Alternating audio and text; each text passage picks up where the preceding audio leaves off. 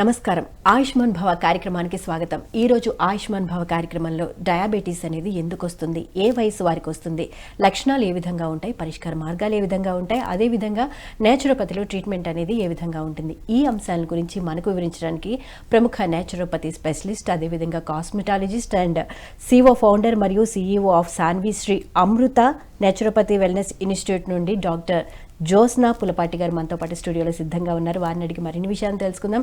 అదేవిధంగా డాక్టర్ గారితో మీరు మాట్లాడాలి అనుకుంటే స్క్రీన్ మీద స్క్రోల్ అవుతున్న నెంబర్కి కాల్ చేసి మాట్లాడగలరు.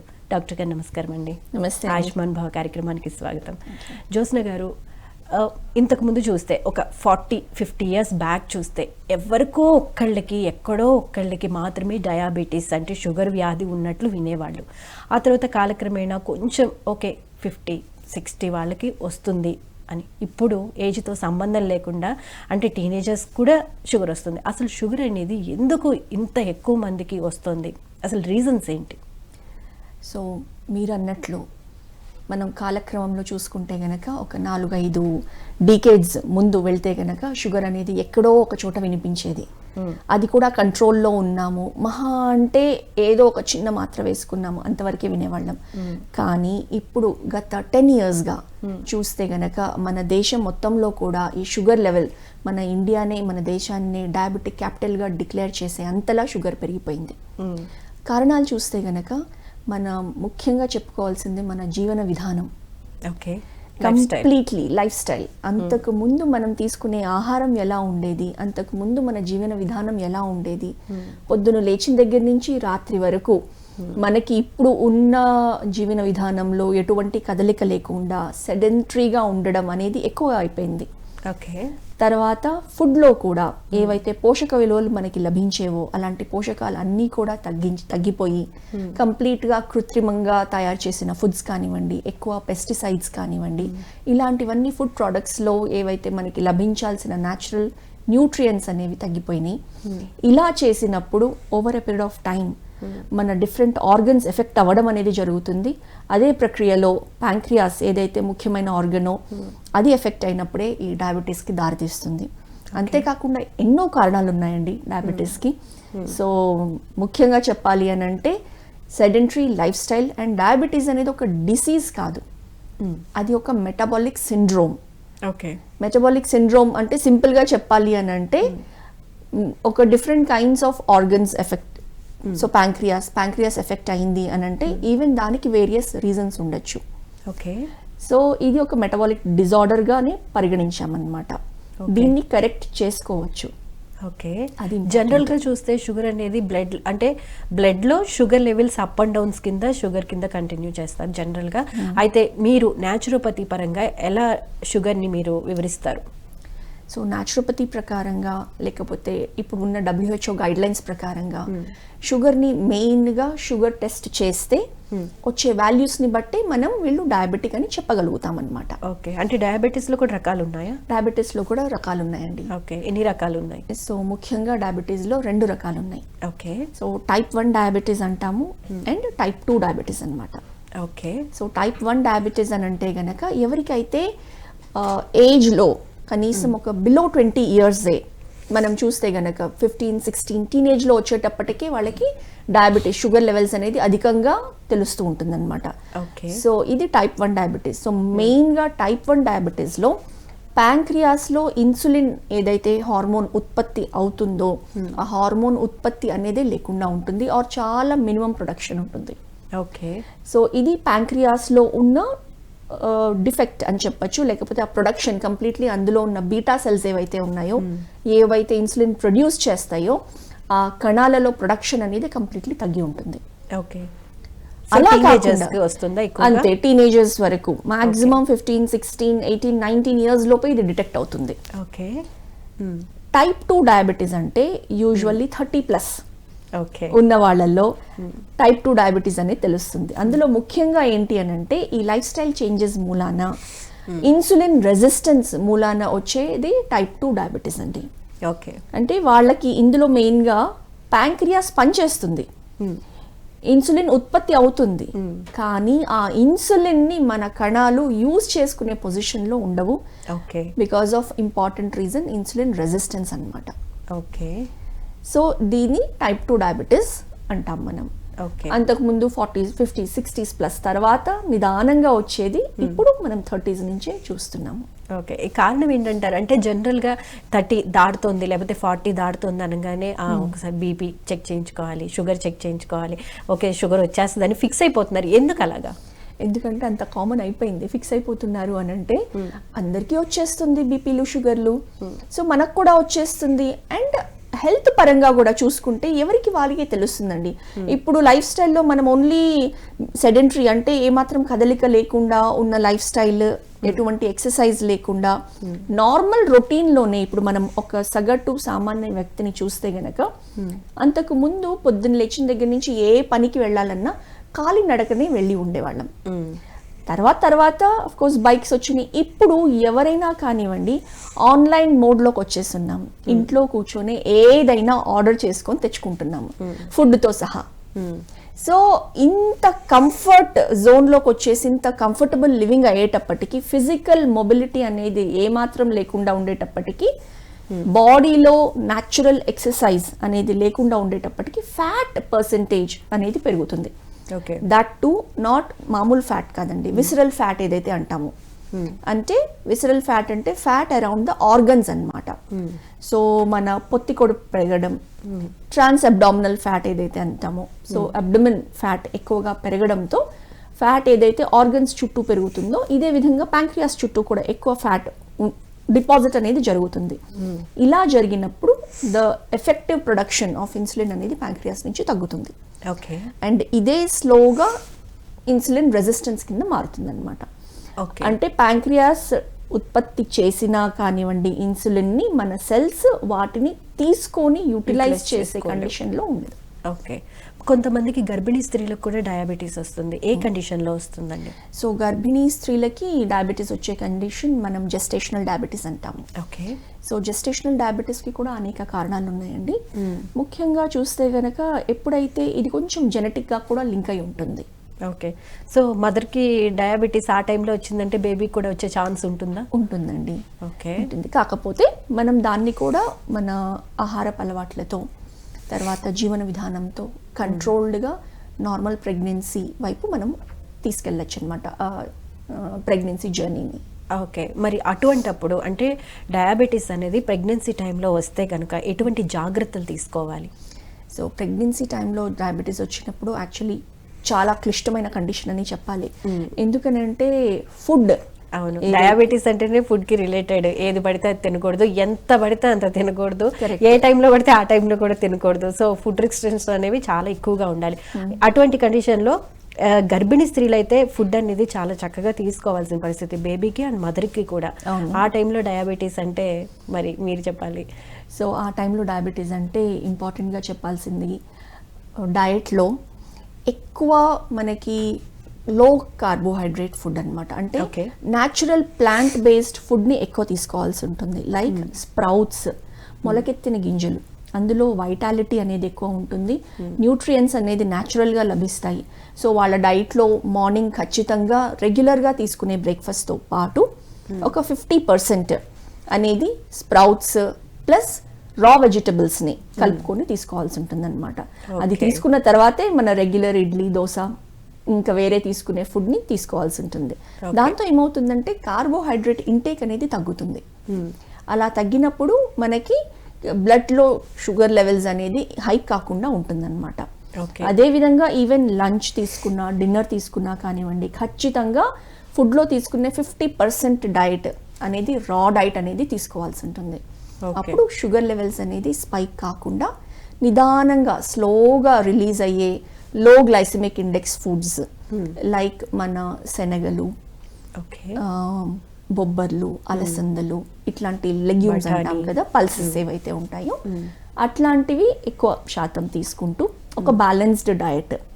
అవాయిడ్ చేయాల్సినవి ఏంటండి ఫుడ్ ఐటమ్స్? అవాయిడ్ చేయాల్సినవి ఎక్కువ ఆయిలీ ఫుడ్స్ కానివ్వండి, న్యాచురల్గా స్వీట్స్ ఖచ్చితంగా అవాయిడ్ చేయాలి. ఇంకా ఆ టైంలో ఉండే క్రేవింగ్స్ ఏవైతే ఉంటాయో, చాక్లెట్స్ తినాలని, ఐస్ క్రీమ్స్ తినాలని, ఇట్లాంటి క్రేవింగ్స్ అనేది కూడా అవాయిడ్ చేయాల్సి ఉంటుంది, కంట్రోల్ చేసుకోవాలి. స్వీట్ తినాలనిపించినప్పుడు న్యాచురల్గా ఉండే స్వీట్నెస్ మన ఫ్రూట్స్లో లభిస్తుంది. అలాంటప్పుడు డయాబెటిక్ తీసుకోగలిగే ఫ్రూట్స్ ఈజీగా పపాయా కానివ్వండి, యాపిల్ కానివ్వండి, లైట్గా స్వీట్ ఉన్న జామకాయలు కానివ్వండి, సో ఇలాంటి లైట్ స్వీట్ ఫ్రూట్స్, కర్బూజా, ఇవి తీసుకోవచ్చు అనమాట. ఓకే. అయితే డాక్టర్ గారు, జనరల్గా ఈ ప్రెగ్నెన్సీ టైంలో డయాబెటీస్ వస్తే నెక్స్ట్ కూడా కంటిన్యూ అవుతుందా, లేకపోతే ఆఫ్టర్ డెలివరీ నార్మల్ అయిపోతారా? చాలా వరకు నార్మల్ అవుతుందండి. ఓకే. అగైన్ వాళ్ళపైన డిపెండ్ అయి ఉంటుంది. ఖచ్చితంగా ఎక్సర్సైజ్ చేయడము అండ్ ఎంత క్విక్గా post pregnancy, post delivery weight gain అవుతుందో, 10-15 కిలోలు ఈజీగా వెయిట్ గెయిన్ అవుతుంది. ఆ వెయిట్ని slowly within 6 months normal వెయిట్లోకి, ఐడియల్ వెయిట్లోకి వాళ్ళు రాగలిగితే కనుక ఆ డయాబెటీస్ ఓన్లీ గెస్టేషనల్ డయాబెటీస్కి పరిమితం అవుతుంది. ఆ తర్వాత నార్మల్గా డయాబెటీస్ లేకుండా ఉండే ఛాన్సెసే అధికంగా ఉన్నాయి. ఓకే. టెస్ట్లు ఏమున్నాయండి డయాబెటీస్కి సంబంధించి? సో డయాబెటీస్కి సంబంధించి మనకి బేసిక్గా fasting blood glucose levels, post lunch blood glucose levels, ముఖ్యంగా ఈ 2 టెస్టులు ఇప్పటి వరకు చేసేవాళ్ళు. కానీ ఇప్పుడు ఈ రెండిటి కంటే కూడా ఎక్కువ అక్యురసీ ఇచ్చే బ్లడ్ టెస్ట్ వచ్చేసి హిమోగ్లోబిన్ HbA1c టెస్ట్ అంటాం అనమాట. 3 months కలిసి వస్తుంది కదా. ఓకే. సో ఇది average glucose levels 3 months average అనేది మనకి చూపిస్తుంది అనమాట. ఓకే. సో రేషియోస్ ఎలా ఉంటాయండి జనరల్గా HbA1c లెవెల్స్ మనం ప్రీ డయాబెటిక్ కండిషన్ అయితే కనుక యూజువలీ 5.7 HbA1c లెవెల్ ఉన్నంత వరకు మనం నార్మల్గానే తీసుకుంటాము. ఓకే. నాన్ డయాబెటిక్ కండిషన్ అనమాట. ఎప్పుడైతే 5.7 to 6.4 వరకు ఉంటుందో అది ప్రీ డయాబెటిక్ లెవెల్స్ అని మనం చెప్పగలుగుతాం. ఓకే. మెడిసిన్ స్టార్ట్ చేయాలంటారా? అబ్సల్యూట్లీ నో అండి. ఎందుకంటే 6 కనిపించగానే ఓకే, అంటే లెవెల్ 6 కనిపించగానే ఓకే డయాబెటీస్ వచ్చేసింది, ఇప్పటి నుంచి నేను టాబ్లెట్స్ వేసుకోవాలి, లేకపోతే కంట్రోల్లో ఉండదేమో అని చాలామంది అనుకుంటూ ఉంటారు. కాబట్టి ఖచ్చితంగా మందులు వాడాలా ఆ టైం నుంచి పర్టికులర్గా? ఎగ్జాక్ట్లీ, ఇది వెరీ గుడ్ క్వశ్చన్ అండి. సో ఎప్పుడైతే ఎవరైనా కానివ్వండి HbA1c టెస్ట్ చేసుకుంటారో అందులో కనుక up to 6.4, 5.7 to 6.4 pre diabetic condition అంటారు. మీరు అన్నట్లు 6 వచ్చేసింది, ఇప్పుడు మందులు వాడాలా అనే సంశయం చాలా మందికి ఉంటుంది. కానీ 6.4 కాదండి, 7 వచ్చినా, 8 వచ్చినా, ఇనీషియల్గా 9 వచ్చినా కానివ్వండి, ఆ లెవెల్స్ వరకు వచ్చినా కానివ్వండి, ఇనీషియల్గా ఎప్పుడైతే డయాగ్నోస్ అవుతుందో మెడిసిన్ స్టార్ట్ చేయొద్దండి. కానీ సిమ్టమ్స్ కనిపిస్తాయి కదండి. సో డయాబెటిక్ సిమ్టమ్స్ అనేది మెయిన్గా డయాబెటీస్లో వచ్చిన ప్రాబ్లమే అదండి. సిమ్టమ్స్ అంత ఈజీగా కనపడవు. ఓకే. అంటే కొంతమందికి కాళ్ళు, అంటే కొంచెం 40+ ఉన్న వాళ్ళకి ఒకవేళ కనుక కాళ్ళు లాగుతున్నట్లు, తిమ్మిళ్ళు ఎక్కుతున్నట్లు, సరే లక్షణాల గురించి మనం మాట్లాడుకుందాము. చెప్పండి. సో ఆ లెవెల్స్లో ఒకవేళ డయాగ్నోస్ అయినా కానివ్వండి, ఇమ్మీడియట్గా వాళ్ళు చేయాల్సింది ఏంటి అని అంటే complete shift in the life style అనమాట. వాళ్ళు తీసుకునే ఆహారంలో చేంజెస్ తీసుకురావడము, ఎక్సర్సైజ్ ఇన్కార్పొరేట్ చేయడము, ఎటువంటి సింపుల్ వాకింగ్ అయినా కానివ్వండి ఇన్కార్పొరేట్ చేయడము. తర్వాత డయట్లో చాలా ఉంది మాట్లాడుకోవాల్సింది, ఏ విధంగా తీసుకోవాలి, ఎలా తీసుకోవాలి. మెయిన్ ఏంటంటే ఫస్ట్ కంగారు పడద్దు, ఇమ్మీడియట్గా మెడికేషన్ స్టార్ట్ చేయొద్దు. ఓకే. ఆ స్టేజ్ నుంచి ఈ చేంజెస్ తీసుకురండి.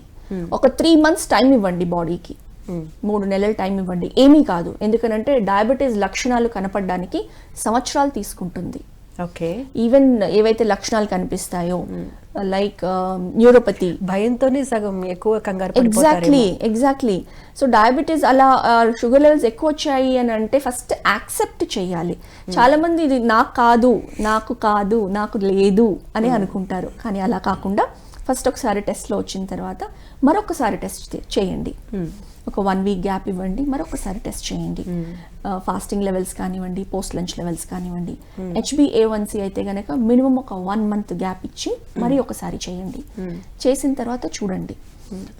సో అప్పుడు అలానే వస్తుంది, ఎక్కువే వస్తుంది అని అంటే ఆ భయం అనేది లేకుండా ఓకే ఇప్పుడు time to focus on my body అన్నది అనుకోవాలి. అనుకున్న తర్వాత నెక్స్ట్ ఫోకస్ అనేది డయట్ పైన, ఎక్సర్సైజ్ పైన స్టార్ట్ చేయాలి. ఓకే.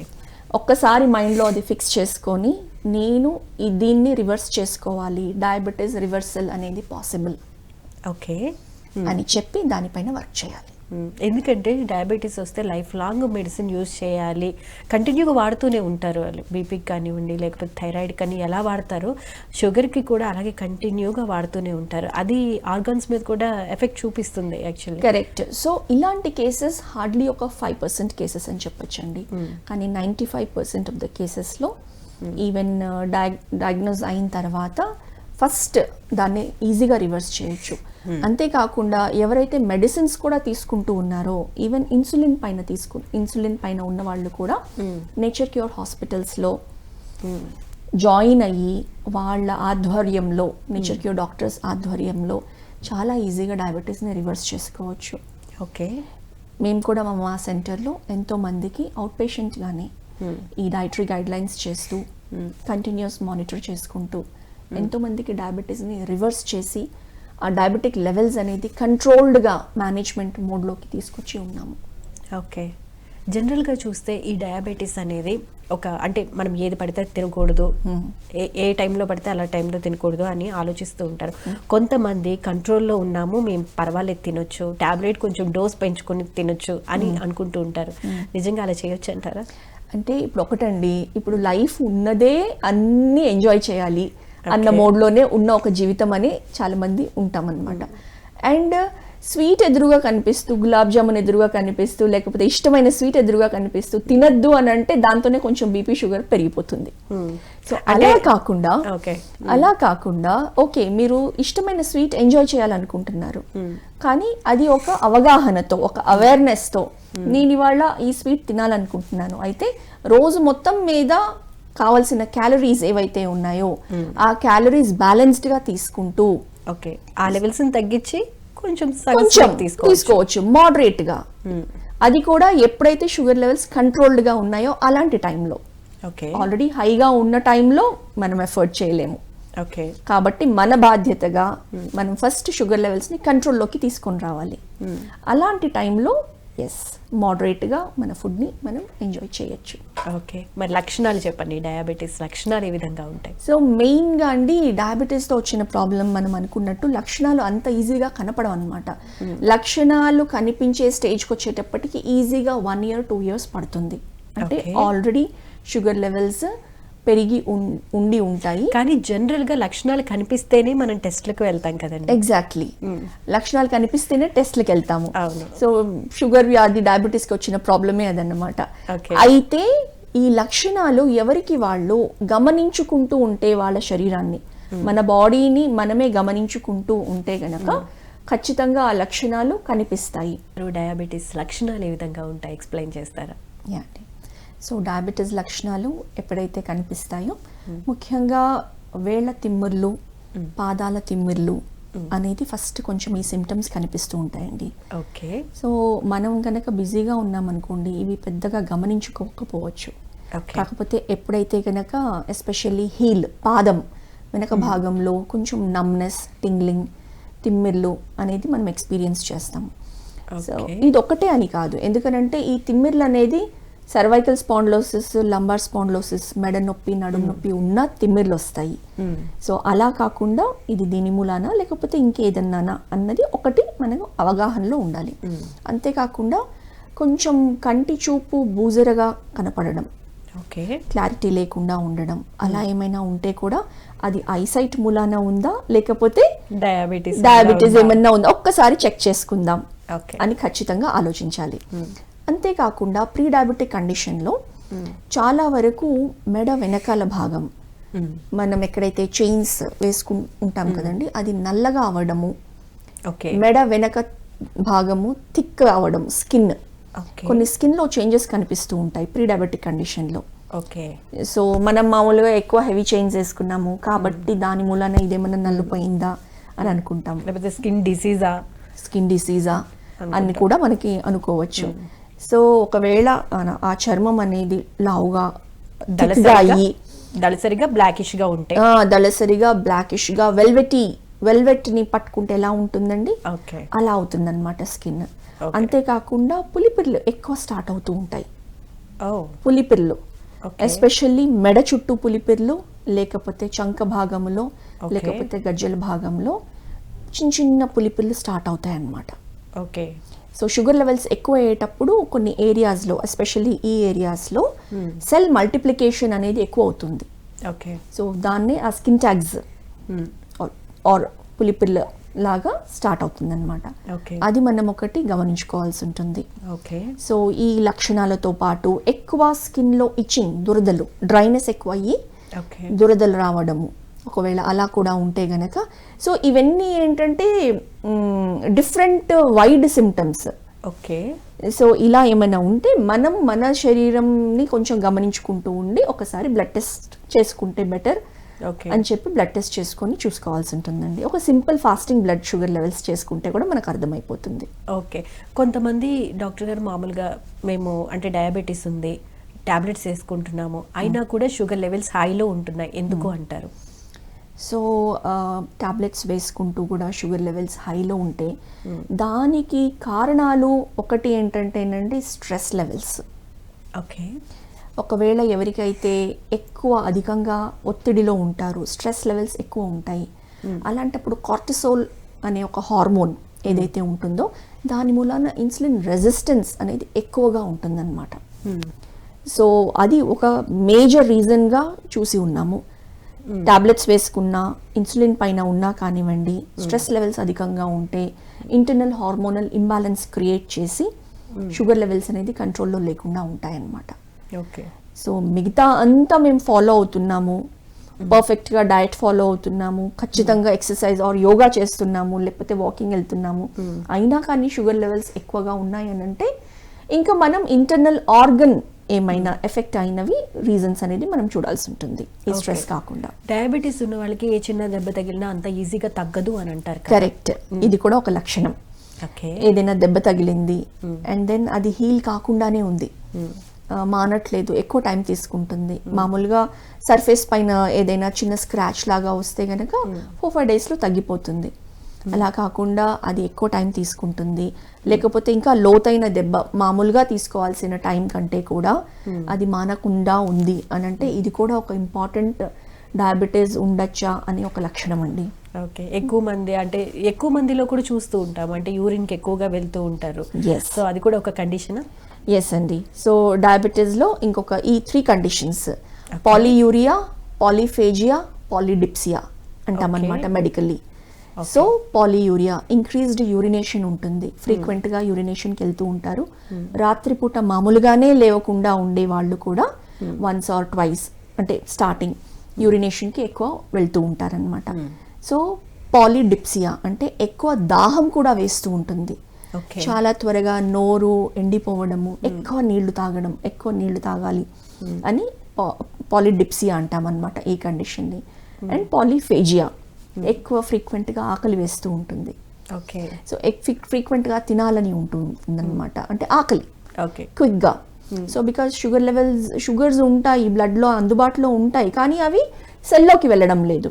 సో ఎనర్జీ డౌన్ అయిపోతూ ఉంటుంది అండ్ చాలా తొందరగా నీరసపడిపోతూ ఉంటారు. సో ఇవి కూడా చాలా ఇంపార్టెంట్ లక్షణాలు ఏవైతే షుగర్ ఉంది అని చెప్పేసి. మరి ఆ టైంలో ఆకలిగా అనిపించినప్పుడు ఏం తీసుకోవాలి మరి షుగర్ పేషెంట్స్? సో ఆకలిగా అనిపించినప్పుడు షుగర్ పేషెంట్స్ గుర్తుపెట్టుకోవాల్సింది ఒకటే అండి, ఫుడ్స్ ఏ ఫుడ్లో అయితే కనుక సింపుల్ కార్బోహైడ్రేట్స్ అంటే ఏది తింటే గనక ఇమ్మీడియట్గా షుగర్ లెవెల్స్ పెరుగుతాయో, లైక్ రైస్ కావచ్చు, స్వీట్స్ లాంటివి, లేకపోతే మనం ఇందాక అనుకున్న ఏ జంక్ ఫుడ్ కానివ్వండి, ఇలాంటి ఫుడ్స్ తిన్న వెంటనే షుగర్స్ ఇమ్మీడియట్గా పెరుగుతాయన్నమాట. అలా కాకుండా ఏ ఫుడ్స్లో అయితే గ్లైసమిక్ ఇండెక్స్ లోగా ఉంటుంది, అంటే షుగర్ ఆ ఫుడ్ తిన్నా కానివ్వండి చాలా స్లోగా అబ్జార్బ్ అయ్యి చాలా స్లోగా బ్లడ్ గ్లూకోజ్ లెవెల్స్ అనేది మెల్లగా పెరుగుతుంది, అదే కంట్రోల్డ్గా మళ్ళీ తగ్గుతుంది అనమాట.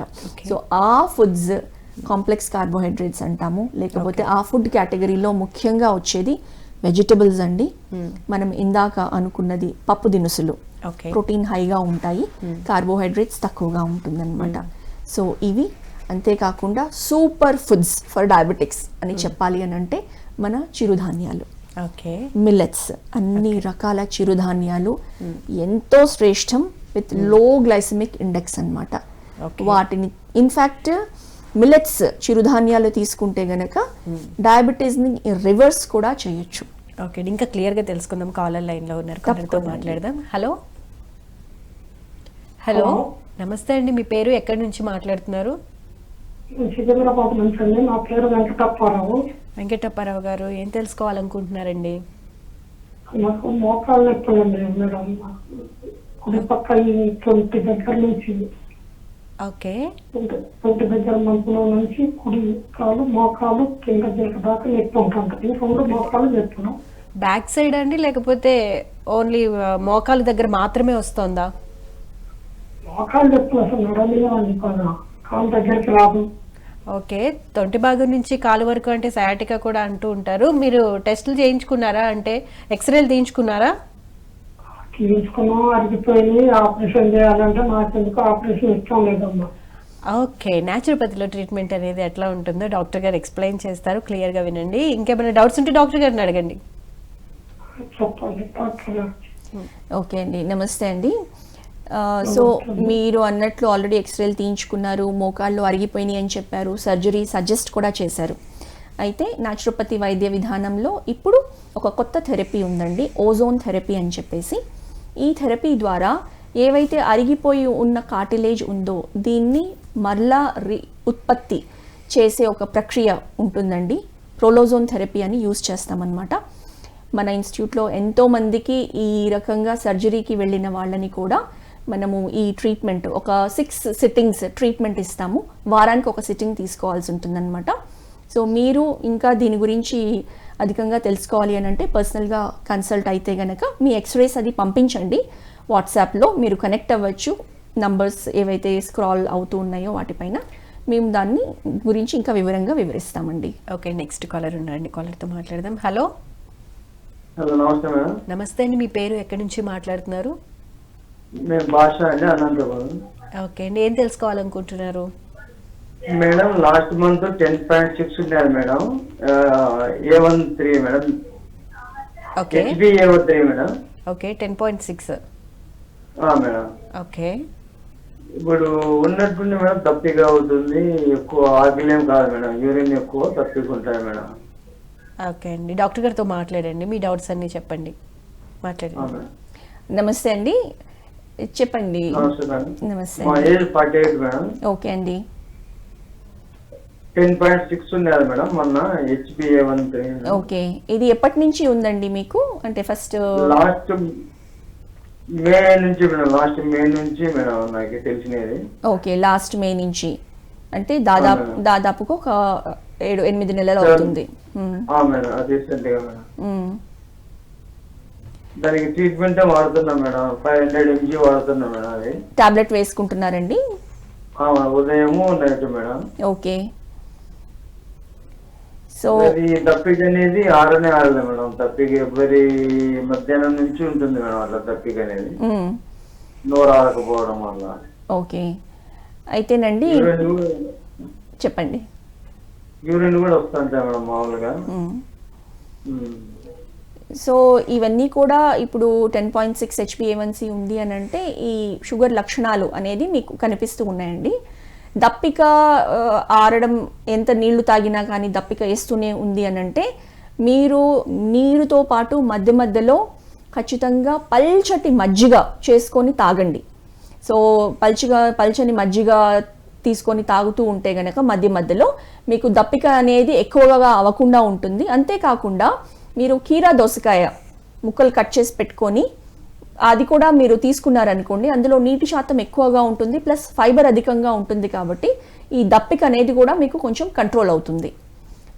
అండ్ అంతేకాకుండా ఈ 10.6 ఏదైతే HbA1c లెవెల్స్ ఉన్నాయో నిదానంగా మీరు కొంచెం జీవన విధానాల్లో మార్పులు తెచ్చుకొని మీరు తీసుకునే ఆహారంలో కొంచెం అన్నం తగ్గించేసేసి చిరుధాన్యాలని తీసుకోవడం స్టార్ట్ చేశారంటే గనక ఈ HbA1c లెవెల్స్, షుగర్ లెవెల్స్ కూడా నిదానంగా తగ్గుతూ వస్తాయి.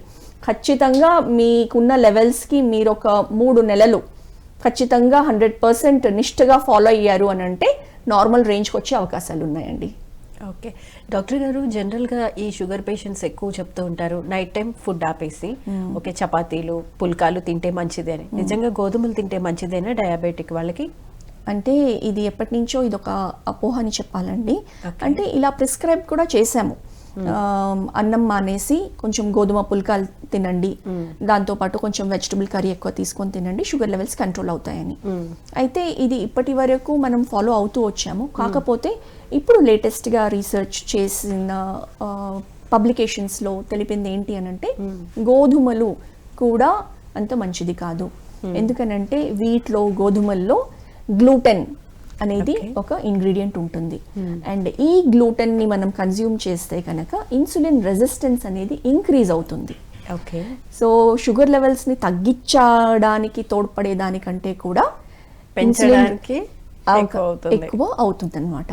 కాబట్టి వీటిని కూడా గోధుమల్ని కూడా వాడకుండా చిరుధాన్యాలు దాంతో చేసుకోవచ్చు పుల్కాలు. ఇప్పుడు జొన్నలు కానివ్వండి, సజ్జలు కానివ్వండి, రాగితో కానివ్వండి, వీటితో మనం చేసుకున్న మల్టీ మిల్లెట్ రోటీలు చేసుకొని తినడం ఇంకా ఉత్తమం అండి. ఓకే. ఎంత క్వాంటిటీ ఫుడ్ తీసుకోవాలండి? క్వాంటిటీ అంటేనండి ఇప్పుడు మామూలుగా ఎవరికైనా కానివ్వండి వాళ్ళ యావరేజ్ బాడీ వెయిట్ని బట్టి, వాళ్ళకు ఉండే హంగర్ లెవెల్స్ని బట్టి ఒక మీడియం సైజ్ రోటీ అంటే వాళ్ళ చేతి సైజ్ది ఒక 2 పుల్కాలు. ముఖ్యంగా కావాల్సింది ఏంటి అని అంటే ఎక్కువ సలాడ్ కూరగాయల్ని పెట్టుకొని అది ఫస్ట్ తిని తర్వాత ఇవి తీసుకోవాల్సి ఉంటుంది. అప్పుడు ఏంటంటే ఆకలి కంట్రోల్ అవుతుంది అనమాట. ఫైబర్ అధికంగా వెళ్తుంది కాబట్టి బ్లడ్లో గ్లూకోజ్ లెవెల్స్ చాలా స్లోగా రిలీజ్ అయ్యి మాత్రమే ఫాస్ట్గా స్పైక్ కాకుండా గ్లూకోజ్ కంట్రోల్లో ఉంటుంది. ఓకే. చాలా మంది చెప్తూ ఉంటారు ఫ్రూట్స్ విషయంలో కూడా ఏ పడితే అవి ఫ్రూట్స్ తినకూడదు అని చెప్పి. అంటే పండినవి తినాలా, పండనివి తినాలా, ఎలా తీసుకోవాలి ఫ్రూట్స్? సో డయాబెటిక్స్కి ఫ్రూట్స్ పండినివా పండనివా అనే దానికంటే కూడా ఎక్కువ పిండి ఫ్రూట్స్ లైక్ బనానాస్, మ్యాంగోస్ ఏవైతే ఎక్కువ స్వీట్గా ఉంటాయో అలాంటి ఫ్రూట్స్ని అవాయిడ్ చేయాలండి. ఓకే. సో అలా అవి తిన్నప్పుడు ఏం లేదు, సింపుల్గా బ్లడ్ గ్లూకోజ్ లెవెల్స్ ఫాస్ట్గా ఇంక్రీజ్ అవుతాయి అన్నమాట. ఓకే. సో అది మనం అవాయిడ్ చేయాల్సి ఉంటుంది. అదే కాకుండా ఫ్రూట్స్ మనం ఇందాక అనుకున్నట్టు పపాయ, జామకాయలు, నేరేడుకాయలు సీజన్లో వచ్చినప్పుడు, ఆరెంజెస్, బత్తాకాయలు, కర్బూజా, పుచ్చకాయలు, ఇట్లాంటి ఫ్రూట్స్ మంచిగా. అంటే వీటిని రాగా తినడం బెటర్ లేకపోతే జ్యూస్ టైప్ లో తీసుకోవడం బెటర్ అంటారా? ఏది సజెస్ట్ ఎప్పుడైనా కానివ్వండి ఫ్రూట్స్ హోల్ ఫ్రూట్ గా తినడమే శ్రేష్టం. ఓకే. ఎందుకనంటే అందులో మనకి ఫైబర్ తో పాటు అన్ని న్యూట్రియంట్స్ లభిస్తాయి. అలా కాకుండా ఎప్పుడైతే మనం జ్యూస్ ఫామ్ లో తీసుకుంటామో, ఎస్పెషల్లీ డయాబెటిక్స్ కి జ్యూసెస్ అంటే ఫ్రూట్ జ్యూసెస్ అంత అడ్వైజబుల్ కాదండి. ఓకే. ఎందుకంటారు? అందులో ఇమ్మీడియట్ గా ఎక్కువ క్వాంటిటీ న్యూట్రియంట్స్ తో పాటు షుగర్ లెవెల్స్ అనేది ఫాస్ట్ గా స్పైక్ అయ్యే అవకాశం ఉంటుంది. ఓకే. సో డయాబెటిక్స్ తీసుకోవాల్సిన జ్యూసెస్ వచ్చేసి కూరగాయల జ్యూసెస్, వెజిటబుల్ జ్యూసెస్ ప్రిఫర్ చేయాలి. ఓకే. ఎలా తీసుకోవాలంటారు? ఎప్పుడైనా కానివ్వండి మార్నింగ్ ఎంటీ స్టమక్ తీసుకోవడం బెటర్ అండి. సో డయాబెటిక్స్ ఎంటీ స్టమక్ లో మన బుడిద గుమ్మడికాయ జ్యూస్, యాష్ గాడ్ జ్యూస్ ఇది చాలా బాగా పనిచేస్తుంది. లేదా సొరకాయ జ్యూస్, లేదా మిక్స్డ్ వెజిటబుల్ జ్యూస్, సింపుల్గా క్యారెట్, బీట్రూట్, కీరా, అందులో కొంచెం కొత్తిమీర, కొంచెం కరేపాకు, కొంచెం పుదీనా వేసుకొని జ్యూస్ చేసుకొని అందులో వడకట్టేసి అందులో కొంచెం నిమ్మకాయ పిండుకొని ఆ వెజిటబుల్ జ్యూస్ తీసుకోవచ్చు డైలీ పరగడుపున. ఇది తీసుకున్నారనుకోండి మెయిన్గా బాడీలో డీటాక్సిఫికేషన్కి హెల్ప్ చేస్తుంది. కాన్స్టిపేషన్ ఇష్యూస్ ఏమన్నా ఉన్నాయనుకుంటే కూడా అలాంటి కాన్స్టిపేషన్ ఇష్యూస్ని కూడా రిలీఫ్ చేస్తుంది. అండ్ బ్లడ్ పీహెచ్ని ఆల్కలైన్గా ఉంచుతుంది. ఓకే. షుగర్ లెవెల్స్ని కంట్రోల్డ్గా ఉండేటట్లు చూస్తుంది ఈ వెజిటబుల్ జ్యూస్ అండి. ఓకే. జనరల్గా చూస్తే ఇప్పుడు చెప్పారు 4-5 రకాల సిమ్టమ్స్లో యూరిన్కి ఎక్కువగా వెళ్తూ ఉంటారు. సో నైట్ స్లీప్ అనేది వాళ్ళకి డిస్టర్బ్ అవుతూ ఉంటుంది. కంట్రోల్లో ఉండాలంటే ఏం చేయాలంటారు పర్టికులర్గా వాళ్ళు? సో నైట్ టైమ్ ఎక్కువ యూరినేషన్కి వెళ్ళాల్సి వచ్చి స్లీప్ డిస్టర్బెన్స్ కాకుండా ఉండాలనంటే పడుకునే ఒక 2 hours ముందే వాటర్ ఇంటేక్ స్టాప్ చేయాలండి. ఓకే. సో రాత్రి 10ంటికి పడుకుంటున్నారు అని అంటే భోజనం వీలైనంత వరకు సూర్యాస్తమం లోపే కంప్లీట్ చేయడం. అంటే 6 o'clock or 7 o'clock మ్యాక్సిమం. ఆఫీస్కి వెళ్ళే వాళ్ళకి వీలు పడదు, వాళ్ళ ఇంటికి వచ్చేటప్పటికి 8 అవుతుంది అని అంటే వీలైనంత త్వరగా డిన్నర్ని కంప్లీట్ చేసి మినిమం ఒక 2 to 3 hours గ్యాప్ పడుకునే ముందు పెట్టుకుంటే కనుక డైజెషన్ అనేది ప్రాపర్గా జరుగుతుంది. అండ్ వాటర్ ఇంటేక్ కూడా భోజనం చేసిన తర్వాత, డిన్నర్ చేసిన తర్వాత వితిన్ ½ an hour వాటర్ కూడా తీసుకొని అప్పుడు స్టాప్ చేసి పడుకునేంత వరకు ఆ 2 hours గ్యాప్ మెయింటైన్ చేస్తే కనుక రాత్రిపూట యూరినేషన్కి వెళ్ళాల్సిన అవసరం లేకుండా ఉంటుంది. ఓకే డాక్టర్ గారు, అసలు డయాబెటీస్ రాకూడదు ఏం చేయాలి? హోమ్ రెమెడీస్ కింద ఏం చేయాలి first of all? Right, so prevention is always better than cure అని మనకి తెలుసు. అండ్ డయాబెటీస్ అసలు రావద్దు అని అంటే ఇందులో మనం తెలుసుకోవాల్సింది, ఇప్పుడు అంతకుముందు డయాబెటీస్ ఫ్యామిలీ హిస్టరీలో ఉంటే గనక ఖచ్చితంగా రావచ్చు అనే ఒక ఛాన్స్ ఉండేది. ఇప్పుడు అలా ఏమీ లేదు, ఎవరికైనా వచ్చేసేటట్లుగానే ఉంది. డాక్టర్ గారు, prevention is better than cure అన్నారు. సో ప్రివెన్షన్ మెథడ్స్ను ఎక్స్ప్లెయిన్ చేస్తారా? తప్పకుండానండి. సో ప్రివెన్షన్కి ఎవరికైతే ఫస్ట్ చూడాల్సింది, ఎవరికైతే ఆల్రెడీ ఫ్యామిలీ హిస్టరీలో పేరెంట్స్, అమ్మ నాన్నలు కానివ్వండి, గ్రాండ్ పేరెంట్స్ కానివ్వండి, వాళ్ళకి ఆల్రెడీ షుగర్ ఉంది అని అంటే అలాంటి వాళ్ళు ఖచ్చితంగా ఎక్కువ జాగ్రత్త పడాలి. రైట్ ఫ్రమ్ 20s నుంచి 30s నుంచి, ఓకే 20 ఏజ్ 30 ఏజ్ వచ్చేటప్పటికి అప్పటి నుంచే ఎక్కువగా జాగ్రత్తగా ఉండాలి. ఏ విషయాల్లో జాగ్రత్తలు తీసుకోవాలి అని అంటే ఆహారపు విషయాల్లో ఖచ్చితంగా జాగ్రత్తలు తీసుకోవాలి. లిబరల్గా స్వీట్స్ తినడం కానివ్వండి, లిబరల్గా ఇతరత్ర హ్యాబిట్స్ లైక్ ఆల్కహాల్, స్మోకింగ్ ఇలాంటి హ్యాబిట్స్ కూడా డెవలప్ చేసుకుంటే గనక ఇంకా త్వరగా ఎఫెక్ట్ అవుతుందన్నమాట ప్యాంక్రియాస్. సో అలాంటి హ్యాబిట్స్ అనేది కంప్లీట్గా అవాయిడ్ చేయాల్సి ఉంటుంది. అంతేకాకుండా వెయిట్ అనేది ఎప్పుడైనా ఐడియల్ వెయిట్ అనేది మెయింటైన్ చేయడం మన డయాబెటీస్ని ప్రివెంట్ 90% చేస్తుందండి. ఓకే, ఎప్పుడైతే మనం ఒబేసిటీకి గురి అవుతామో, ఎస్పెషల్లీ మన పొట్ట భాగంలో ఎక్కువ వెయిట్ గెయిన్ అవుతూ ఉన్నాము అన్న టైంలో ఖచ్చితంగా మనము విసరల్ ఫ్యాట్ పర్సంటేజ్ పెరిగినప్పుడు ప్యాంక్రియాస్ అనేది ఎఫెక్ట్ అవుతుంది. ఈ డయాబెటీస్ అనేది వచ్చే అవకాశాలు ఉంటాయన్నమాట. ఓకే, అందు గురించి ఏం చేయాలి అంటే యాక్టివ్ లైఫ్ స్టైల్ ఉంచుకోవడం ఇంపార్టెంట్. ఓకే, ఎలా ఉంచుకుంటాం యాక్టివ్ లైఫ్ స్టైల్? మనకి ఇప్పుడంతా చాలా, ఇందాక మనం అనుకున్నట్టు ఇంట్లో నుంచి కుర్చీ నుంచి కదలకుండా కూర్చొని ఉండి కూడా 24 గంటల్లో మనకు కావాల్సిన పనులన్నీ చేసుకునే సౌకర్యాలు ఈ ఏజ్లో ఉన్నాయి. సో ఏదో ఒక స్పోర్ట్ ఆర్ ఏదో ఒక గేమ్ లాంటిది అడాప్ట్ చేసుకోవడం, మీకు ఇష్టమైన hobby, outdoor game especially. Okay, games అంటే మళ్ళీ ఇండోర్ అనుకున్నారు, అలాంటివి కాకుండా అంటే బ్యాడ్మింటన్ కావచ్చు, లేకపోతే అది ఇండోర్ క్లోజ్డ్ అట్మాస్ఫియర్ లోనే ఆడతారు, ఆర్ అవుట్డోర్ బ్యాడ్మింటన్ ఆడుకోవచ్చు. ఇష్టమైన బాస్కెట్ బాల్ కానివ్వండి, ఏదో ఒక ఎక్సర్సైజ్, ఫిజికల్ యాక్టివిటీ ఉండేటట్టు చూసుకోవాలి. కాలర్ లైన్ లో ఉన్నారండి, కాలర్ తో మాట్లాడదాం. హలో, నమస్తే అండి, మీ పేరు, ఎక్కడి నుంచి మాట్లాడుతున్నారు? హలో, చెప్పండి మీ పేరు. నా పేరు పద్మ అండి. ఓకే పద్మ గారు, ఏం తెలుసుకోవాలనుకుంటున్నారు? ప్రాబ్లం ఏంటో డాక్టర్ గారికి చెప్పండి. షుగర్ ఉందండి, షుగర్ ఉంది. పొద్దున సాయంత్రం టాబ్లెట్స్ చేసుకుంటాను. నాకు ఏళ్ళు తిమ్మిరి వస్తున్నాయండి. మీ ఏజ్ ఎంత అండి? మీ ఏజ్, మీ వయస్సు? ఏళ్ళు, నా వయసు 58 ఉంటుందండి. ఎప్పటి నుంచి ఉందండి షుగర్ మీకు? నాకు 8 సంవత్సరాలు అయిందండి. ఓకే, కంట్రోల్లో ఉంటుందా? ఇప్పుడు ఎంత ఉంది షుగర్? అవునండి, మొన్ననే టెస్ట్ చేయించుకున్నాండి, నార్మలే ఉందన్నారు, కొద్దిగా ఎక్కువ ఉందన్నారు. నేనంతా చదువుకోలేదండి. ఇంకేమైనా డౌట్స్ ఉన్నాయా? డాక్టర్ గారిని అడగండి. ఇంకా ఏం డౌట్స్ లేవండి. తిమ్మిర్లు వస్తున్నాయి చేతులు, ఏళ్ళు అంతే. ఓకే, వేళ్ళు తిమ్మిర్లు వస్తున్నాయని చెప్పారమ్మా. అయితే షుగర్ 8 సంవత్సరాలుగా ఉన్నప్పుడు కొంచెము మన నర్వ్స్ అనేది కొంచెం ఎఫెక్ట్ అవుతూ ఉంటాయి. అయితే ఇది ఎక్కువ కాకుండా ఉండాలి అని అంటే ఫస్ట్ ఇందాక మీరు అన్నట్లు షుగర్ లెవెల్స్ని కంట్రోల్గా ఉంచుకోవాలి.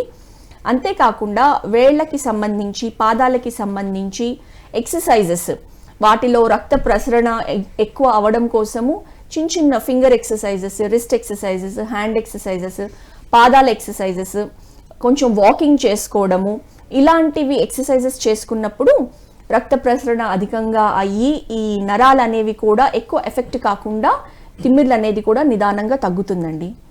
అంతేకాకుండా మీరు రోజు ఒక 10 నిమిషాలు మీ వేళ్ళని గోరువెచ్చల నుంచి వేడి నీళ్ళ వరకు అందులో కళ్ళుప్పు వేసుకొని అందులో చేతులు పెట్టుకుంటే గనక ఈ ప్రాసెస్తో కూడా మీకు రక్త ప్రసరణ అనేది అధికంగా అవుతుంది అండ్ ఫింగర్స్ స్ట్రెంథనింగ్ అనేది జరుగుతుంది. నర్వ్స్ అంత ఎక్కువ ఎఫెక్ట్ కాకుండా కూడా ఉంటాయండి.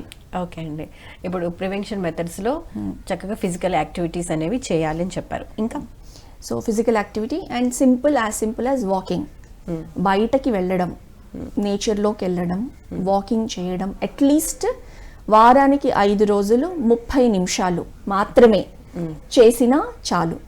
అంత కూడా మనకి టైం లేదు చెయ్యలేము అని అంటే రోజు మొత్తం మీద ఒక 10 minutesతో స్టార్ట్ చేయండి. 10 minutesతో స్లోలీ స్టార్ట్ చేసి మెల్లగా ఇంక్రీజ్ చేసుకుంటూ ఫిజికల్గా యాక్టివ్గా ఉండడం చాలా అవసరం. ఓకే, ఐడియల్ వెయిట్ మనం ఇందాక అనుకున్నట్లు ఐడియల్ వెయిట్ మెయింటైన్ చేయడం చాలా అవసరం. ఒకవేళ వెయిట్ గెయిన్ అవుతుంది అంటే దానికి కాజ్ ఏముంది, ఎక్కువ మనకి క్యాలరీ ఇంటేక్ ఎక్కువ అవుతుందా, జంక్ ఫుడ్ ఎక్కువ అవుతుందా, పార్టీలు ఫంక్షన్స్ ఎక్కువ అవుతున్నాయా, తెలియకుండానే మనకి వెయిట్ గెయిన్ అవుతున్నామా అంటే అక్కడ అలర్ట్ అవ్వడం ఇంపార్టెంట్ అండి. ఓకే, సో ఇవి జాగ్రత్తలు తీసుకుంటూ ఉండాలి.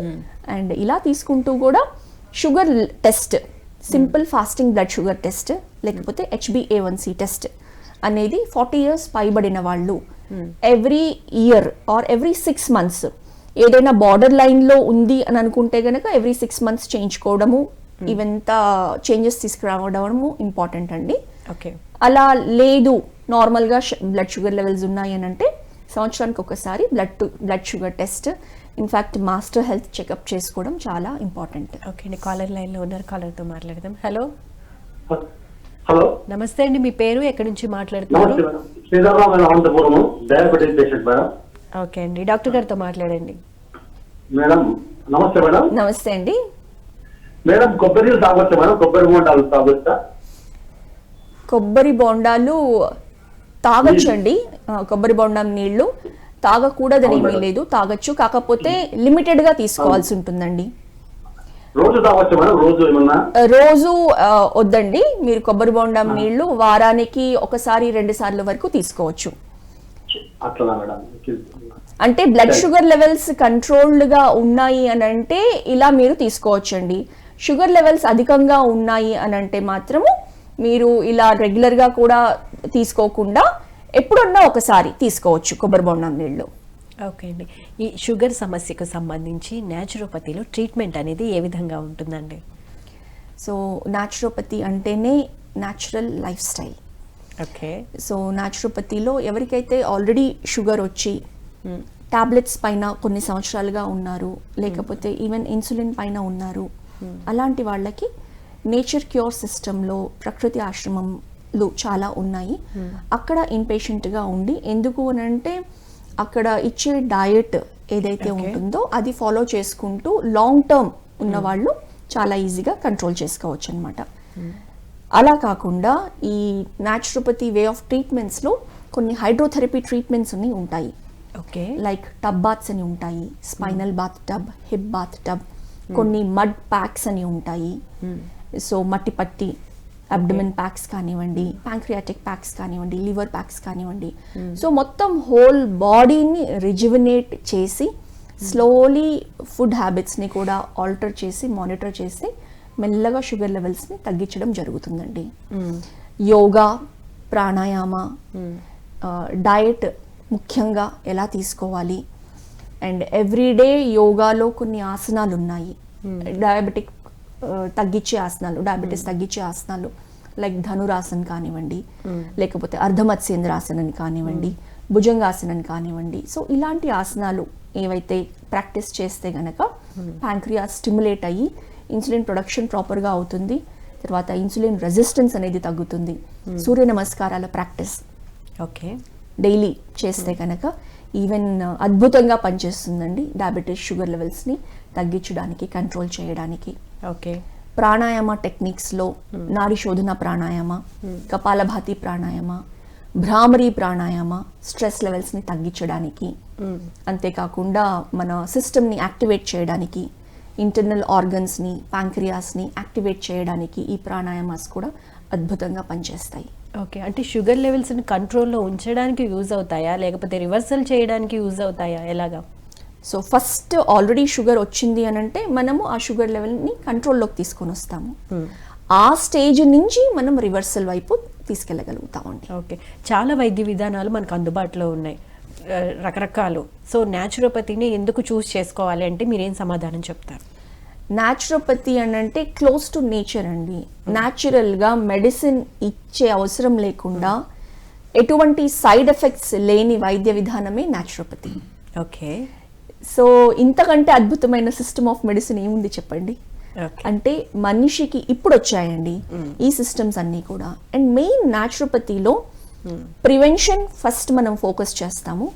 ఒకవేళ డిసీజ్డ్ కండిషన్లోకి వచ్చినా కానివ్వండి, క్యూర్ ఆర్ మేనేజ్మెంట్ అనేది న్యాచురల్ వేస్తోనే చేస్తాము. ఓకే, మరి మిమ్మల్ని కన్సల్ట్ అవ్వాలంటే ఎలా? మమ్మల్ని కన్సల్ట్ అవ్వాలనంటే ఆల్రెడీ ఫోన్ నెంబర్స్ ఏవైతే స్క్రాల్ అవుతూ ఉన్నాయో మన సెంటర్ నెంబర్స్, మనది ఈస్ట్ మారేట్పల్లి హైదరాబాద్లో మన ఓన్ క్లినిక్ సెంటర్ ఉందండి. గత 23 సంవత్సరాలుగా నేను మా హస్బెండ్ న్యాచురోపతి డాక్టర్ ప్రాక్టీస్ చేస్తున్నాము. ఎంతో మంది షుగర్ వ్యాధితో బాధపడుతున్న వాళ్ళకి డయాబెటీస్ని రివర్స్ చేయడానికి హెల్ప్ చేశాము. పర్సనల్గా ఆ నెంబర్స్ పైన కాల్ చేసి పర్సనల్ కన్సల్టేషన్స్ ఆన్లైన్ ఆర్ సెంటర్కి వచ్చి కన్సల్టేషన్స్ తీసుకోవచ్చు. ఓకే, అంటే ట్రీట్మెంట్కి ఎంత టైం పడుతుందండి?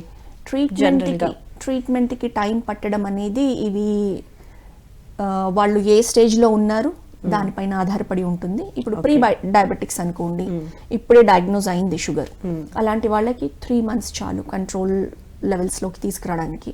ఓకే, ఆల్రెడీ మెడికేషన్ పైన ఉన్నారు అలాంటి వాళ్ళకి 6 months పట్టచ్చు, లేకపోతే ఇంకొంచెం ఎక్కువ పట్టచ్చు. ఏ స్టేజ్లో ఉన్నారు దాన్ని బట్టి డిపెండ్ అయి ఉంటుంది. రైట్ అండి, థ్యాంక్ యూ సో మచ్ అండి. డయాబెటీస్ గురించి ఫుల్ ఇన్ఫర్మేషన్తో పాటు న్యాచురోపతిలో ట్రీట్మెంట్ ఏ విధంగా ఉంటుంది అండ్ హోమ్ రెమెడీస్ కూడా ఎక్స్ప్లెయిన్ చేసినందుకు ధన్యవాదాలండి. నమస్తే అండి. చూసారు కదండి, ఇది ఇవాళ ఆయుష్మాన్ భవ కార్యక్రమ విశేషాలు. రేపటి ఎపిసోడ్లో మళ్ళీ కలుసుకుందాం. అంతవరకు చూస్తూనే ఉండండి PNC. నమస్కారం.